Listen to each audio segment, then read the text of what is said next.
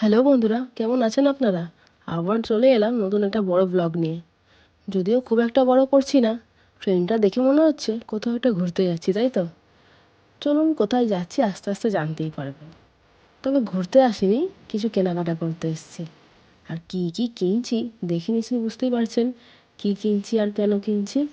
আমার ভাইয়ের বিয়ে, এই দিনটার জন্য আমরা প্রত্যেকেই অনেক অপেক্ষা করেছি। এই দিনটা যে কত আনন্দের আমাদের কাছে আমি বলে বোঝাতে পারবো না। ভাই কাজের সূত্রে বাইরে থাকে, সেই কারণে সব কটা কেনাকাটা ওর সাথে করা হয়নি, তাই সব কটা ফুটেজও নেওয়া হয়নি। নিজেরা নিজেরা কিনতে বেড়ালে এত হুড়োহুড়ি থাকে, সব কটা যে ফুটেজ নেবো আর মাথায় থাকে না। তবে ভাই সাথে থাকলে কিন্তু অনেক সাহস পাওয়া যায়, তখন যেন মনে হয় পাহাড় সমান কাজও এই তো চুটকিতেই হয়ে গেল। আমরা চলে গেছিলাম কলকাতার প্রিয় গোপাল বিশুরি।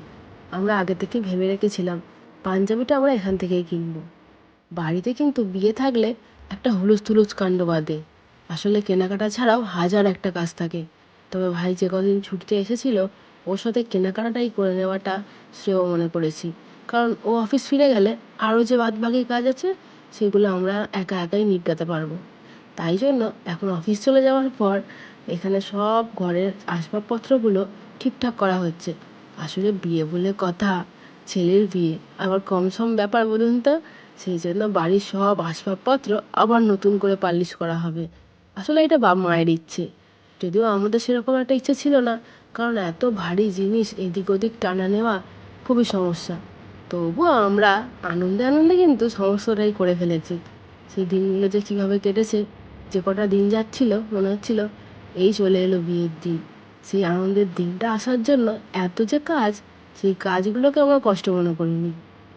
আজকের ভিডিওটা আমি বেশি বড় করলাম না, আপনাদের সাথে প্রত্যেকটা মুহূর্ত শেয়ার করতে হবে তো, খুব বড় হয়ে গেলে আবার সমস্যা। তাই বিয়ের পরবর্তী পর্বগুলো দেখতে হলে কিন্তু আমার সাথে থাকতে হবে। আর ছুটি কাটিয়ে ভাই কিন্তু ফিরে এসেছে।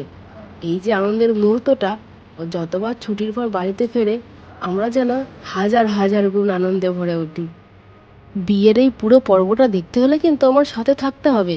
আর যারা আমাকে এখনও পর্যন্ত সাবস্ক্রাইব করেননি, তারা প্লিজ সাবস্ক্রাইব করে দেবেন। সবাই সুস্থ থাকবেন, সাবধানে থাকবেন। আজকের মতো এইটুকুই।